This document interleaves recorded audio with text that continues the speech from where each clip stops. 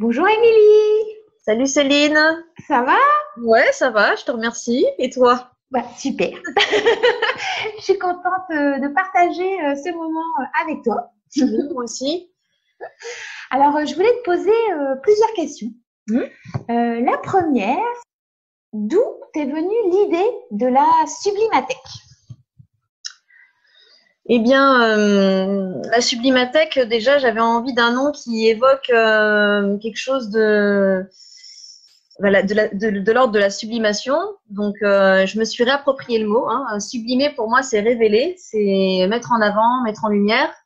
Et puis tech pour le côté connaissance, parce que à la base j'avais un projet de faire un site internet où on puisse accéder à plein de sublimeurs, à plein de gens qui subliment des choses. Et puis ben je me suis orientée plus vers de l'accompagnement en fait. J'ai eu un parcours artistique. Moi je suis artiste à la base et mon sujet de prédilection était l'identité. Comment trouver sa place dans le monde. Et j'adore les gens. Je suis passionnée des êtres humains. Et du coup, quand je rencontre des gens qui ont des projets passionnants, j'ai envie de les aider. C'est-à-dire que le plus important est d'avoir un projet, un rêve. Et moi, en fait, je me préoccupe de comment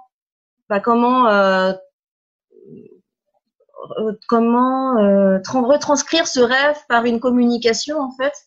Comment attirer les personnes vers vous qui avaient un projet super inspirant et donc du coup comment vous renforcer en fin de compte, comment renforcer votre place parce que je pense que quand on a des rêves et qu'on y va, le but c'est que ça marche et moi j'ai envie d'être vraiment un support pour ces gens-là, voilà, les gens qui m'inspirent. D'accord. Bon alors, et concrètement, est-ce que tu peux me présenter ton métier? Oui, alors j'ai fait un diaporama, je peux vous le proposer. Alors je vais vous partager l'écran. Super.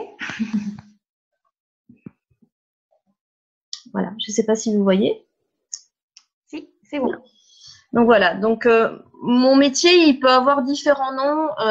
Ça peut être directrice artistique, ça peut être communicante, graphiste, révélatrice d'identité. Il y a plein de termes en fait, et j'ai du mal à rentrer dans une case moi-même. En tout cas, ce qui est sûr, je m'intéresse à l'identité des personnes.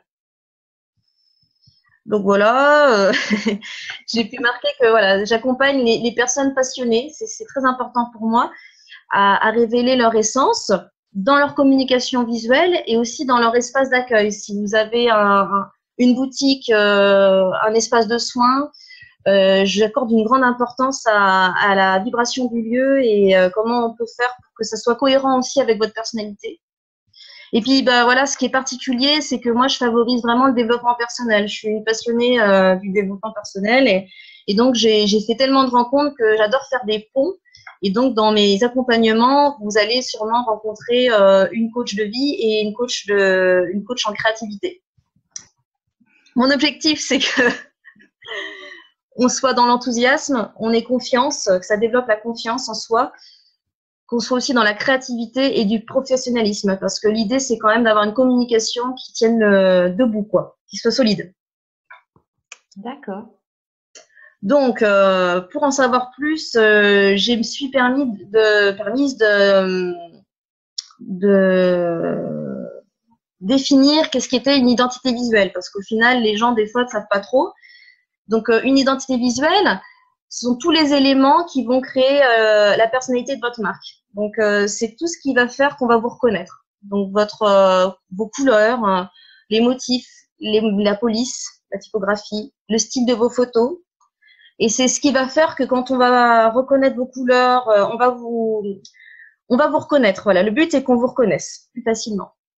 Et puis aussi, bah, je dis voilà, c'est important d'en faire une soignée parce que ça inspire encore plus confiance et c'est comme ça qu'on vous associe à un professionnel.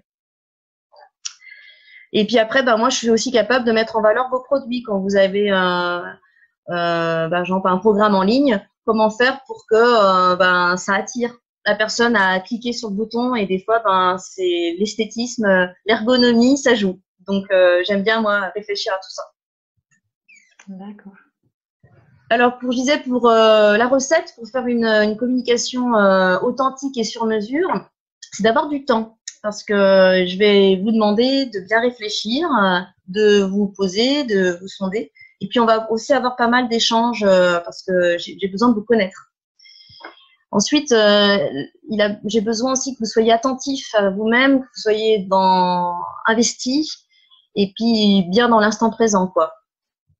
Et puis aussi, j'aime quand il y a de l'enthousiasme. Si vous n'êtes pas du tout attiré si vous sentez que c'est une corvée, c'est vraiment pas le moment. Il faut que ça soit une source d'envie, parce que pour moi, c'est la clé de la réussite, déjà d'avoir de l'ambition et du positivisme. Et d'ailleurs, tu pourrais intervenir dans mes accompagnements, parce que je me dis, voilà, c'est très important ça. Et puis, je marque l'argent aussi, parce que je pense que c'est important de donner de la valeur au temps et au savoir-faire et à la créativité, parce que c'est beaucoup de recherche. Donc après, je me suis permise de dire aussi les étapes, parce que des fois, ça permet aux prospects de bien comprendre comment je fonctionne. Donc, c'est vraiment une colonne vertébrale. Ça peut se modifier dans le sens où des fois, je fais beaucoup plus d'échanges. On va dire que la première fois, je prends connaissance de votre projet, on définit vos besoins, et puis je vous explique comment je fonctionne. Parce que j'aime bien dire aux personnes que voilà, quand on va faire appel à un professionnel, il faut aussi savoir si son énergie nous parle. Parce que si mon énergie ne vous parle pas, ça ne marchera pas. Donc voilà, c'est important de s'écouter. Et puis après, je vais faire un récapitulatif pour vous faire une estimation budgétaire, pour vous dire un peu vers où on va. Ensuite, j'aime bien rassembler des informations qui vont me permettre de mieux vous connaître. Donc, j'ai pas mal de questionnaires, des tests de personnalité qui m'aident à un peu avoir votre élément, des choses qui. Donc, c'est pour ça que c'est important d'être ouvert d'esprit pour travailler avec moi, parce que je suis très passionnée par ces choses-là. Et puis, on va aussi commencer un dossier d'inspiration. À la suite, vous allez faire une séance avec Émilie Hawks qui propose des coachings créatifs. Donc ça, c'est super parce que vous allez pouvoir exprimer votre projet avec du collage, du dessin. Donc, il n'est pas obligatoire d'avoir des compétences artistiques. C'est vraiment de regarder ce qui se passe au plus profond de vous et que moi, ça me donne une ligne de direction à respecter. Voilà. Ensuite, j'ai aussi inclus une séance de coaching avec Hélène Barthès parce qu'elle va vous permettre aussi de bien cibler votre projet, de regarder voilà, tout ce que ça engendre, ce que vous faites et à quoi ça contribue. Et c'est important de voir ça. Et puis par la suite, je vais vous faire des propositions. Je vais même des fois vous proposer des partenariats parce que j'aime bien travailler avec vraiment des gens talentueux. Donc si par exemple j'ai un photographe auquel je pense, je vais lui parler de votre projet et puis on va peut-être s'associer. Donc c'est pour ça qu'après, ça peut être très très riche quoi, cet accompagnement. Donc ça va jusqu'à la validation de la proposition et à la création de votre identité. Ok. Donc j'ai marqué en fait un peu aussi ce que vous gagnez en travaillant avec la Sublimathèque. Donc c'est voilà, vous avez une communication qui reflète votre énergie. Et ça, disons que quand on reflète son énergie, qu'on est vraiment bien centré, vous allez attirer des clients idéaux. Idéaux, ça veut dire que ils vont forcément accrocher avec votre univers parce que vous êtes vous-même, quoi. Donc c'est intéressant dans la vie d'être avec des gens qui nous inspirent. C'est sûr. Voilà, vous allez gagner du temps aussi parce que je suis vraiment une personne qui travaille, je sais pas comment dire, mais j'adore faire des recherches. J'ai un cerveau qui est connecté et qui fait avec tout mon vécu en fait, j'ai tellement rencontré des gens que je fais des ponts, beaucoup de ponts. Donc vous allez, voilà, ça va vous permettre de vous concentrer sur votre projet. Vous allez avoir une identité visuelle cohérente et durable. C'est-à-dire que moi, mon objectif est que vous ne reveniez pas dans 3 ans pour me dire « Oh, ça ne me ressemble plus ». C'est vraiment, on va essayer de trouver, si ça doit évoluer, ça sera dans les couleurs, dans des dessins, mais on restera toujours dans votre univers. J'ai mis vous bénéficier du regard d'une artiste non conformiste parce que c'est vrai que je suis une personne qui, je pense, regarde le monde avec un pas de côté. et j'ai envie de vraiment mettre en avant votre singularité. Donc, je vais regarder votre activité sous un autre angle. Et puis aussi, j'aimerais que vous accédez à des services de qualité parce que je recherche les gens qui ont vraiment quelque chose de très particulier. Donc, du coup, vous risquez d'être entouré des meilleurs en plus souvent qui sont souvent très modestes. Donc, j'ai envie de les valoriser. Vous allez découvrir des outils épatants puisque quand on découvre le coaching créatif, coaching de vie, c'est vraiment un moyen de s'épanouir et de gagner aussi du temps. Donc, ça va vous permettre de rencontrer aussi de superbes personnes. Et puis après, vous allez avoir une communication de qualité, quoi. Dans le sens où votre carte de visite, votre site internet, il va être ergonomique, ça va être rapide, efficace. Et vous allez surtout être fier de parler de vous. Quand on a une carte qui nous ressemble et qu'on la trouve amusante ou qu'elle nous correspond, vous allez facilement la donner et ça va vous renforcer, ça va renforcer la confiance. Donc, du coup, comment on se définit au monde? On se définit au monde avec ce qu'on propose, avec ce qui nous définit, avec ce qui nous nourrit aussi et ce qui nous rend unique. Voilà. Donc là, je me suis concentrée sur le cas d'une de mes clientes qui s'appelle Amélie Lucas et je vous propose qu'on regarde l'évolution de son identité. D'accord. Voyons ça. Alors, dans le monde d'Amélie, on est dans le monde de la coiffure, puisque Amélie, elle est passionnée par la coiffure depuis son plus jeune âge. Elle, ce qu'elle veut, c'est révéler et sublimer notre beauté naturelle, s'accepter comme on est. Et donc, elle a fait un voyage en Amérique du Sud et ça lui a vraiment plu. Elle a pris vraiment conscience de sa mission. Elle voulait prendre soin de la planète, des êtres humains. Et donc, elle avait un rêve, c'était de créer son salon de coiffure végétale. Donc, moi, quand j'ai entendu son projet, j'ai fait Banco, c'est ce genre de projet qui m'inspire. Bah oui. Donc, Amélie, elle a besoin de trouver le nom de son salon, de mettre en lumière son univers, de créer son identité visuelle et de sublimer sa devanture et son local. Alors, choisir son nom, c'est quelque chose que j'adore faire.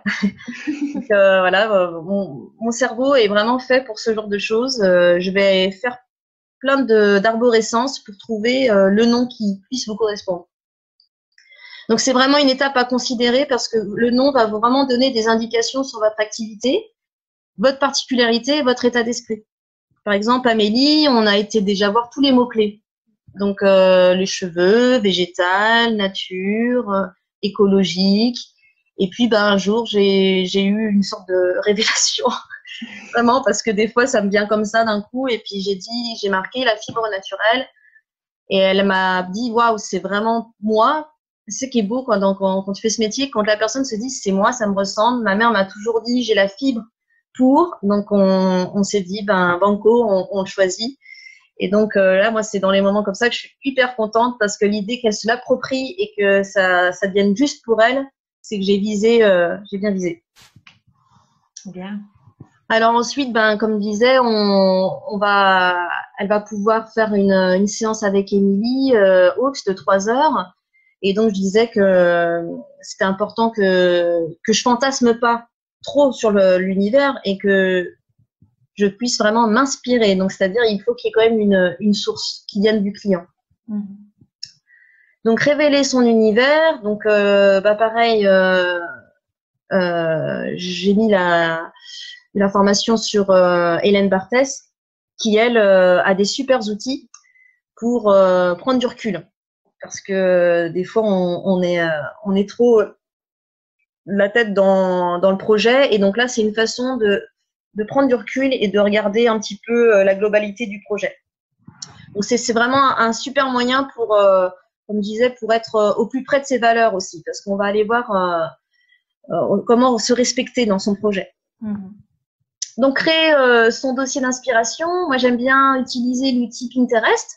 Et donc, du coup, par le biais de cet outil, on va regarder toutes les choses que la personne aime. Et ça peut être aussi très bien des clips musicaux une texture, une odeur, on va dire, c'est vraiment tout ce que vous aimez, quoi, et qui peut vous définir. Ensuite, j'ai parlé de l'équipe sur mesure parce que pour Amélie, j'ai travaillé avec donc 5 personnes, une coach créative, donc Émilie, une spécialiste en Feng Shui qui, quand on a regardé le local, a pu nous aider à savoir comment agencer l'espace, les types de couleurs à mettre pour que ça soit vibrant en énergie. Ensuite, une paysagiste qui a travaillé sur comment évoquer le cheveu par la plante et du coup que ça puisse apporter un petit plus à la façade. Et puis, une peintre en lettres qui a créé le logo, la fibre naturelle, et qui est donc spécialiste en typo. Donc, moi, j'adore quand je travaille avec des gens qui s'y connaissent très bien. Et puis, elle a travaillé avec une peinture qui fait que ça va perdurer dans le temps. On revient, en fait, aux techniques anciennes, et j'adore ça. Et puis après, une créatrice de luminaires, Kelvin et Lumen, qui, elle, propose des super éclairages, et je trouve que ça change un peu.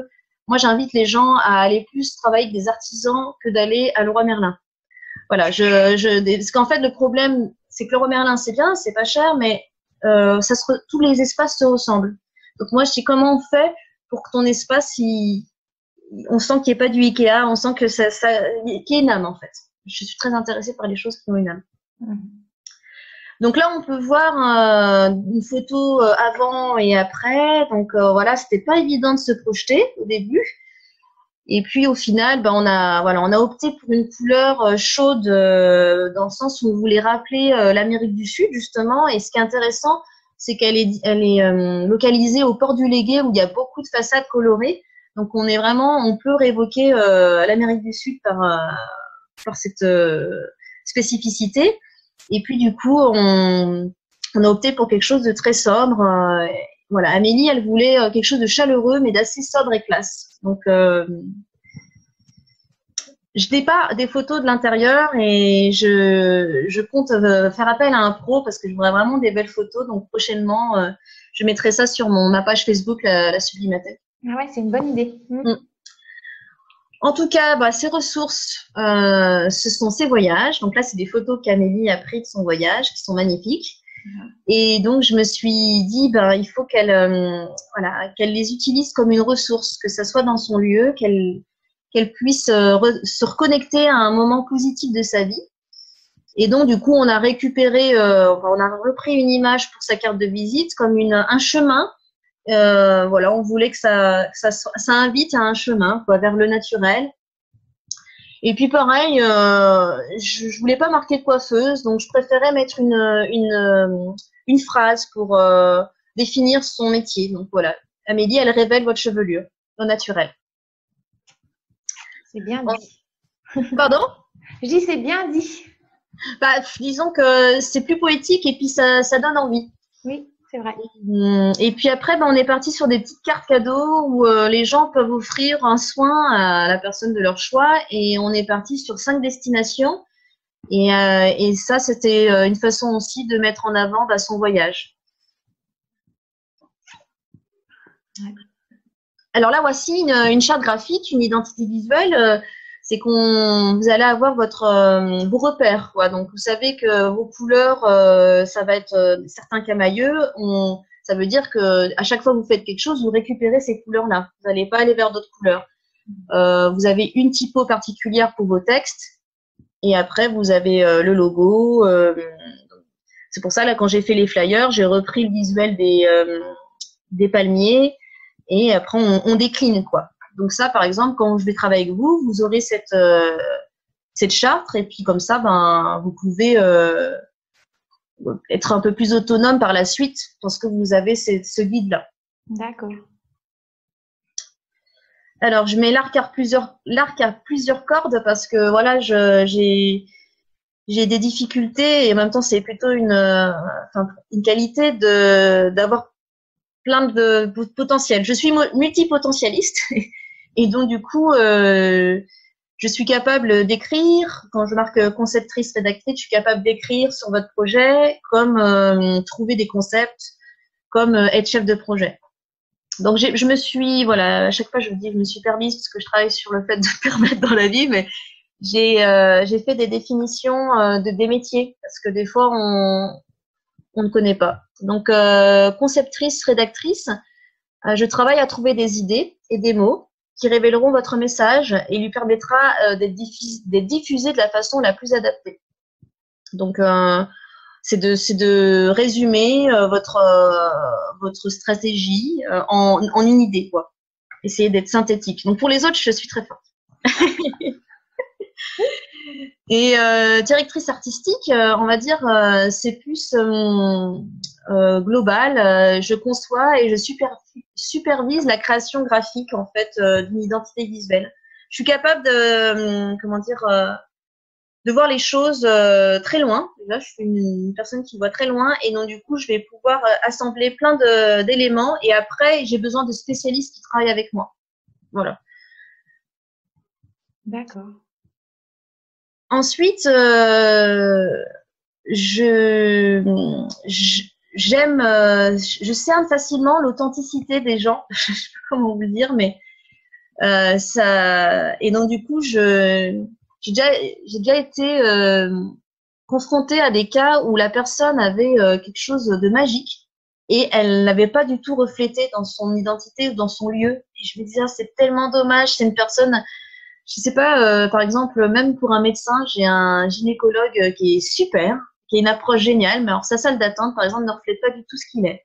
Donc, c'est-à-dire, on rentre dans une salle d'attente, c'est froid, on s'ennuie, il n'y a rien, et je me dis, ah, j'aimerais tellement que cette personne lui proposait de faire une continuité de sa personne pour qu'on se dise, ah, bah oui, quand on rentre dans son cabinet en disant, ah ouais, mais ça, c'est lui, quoi.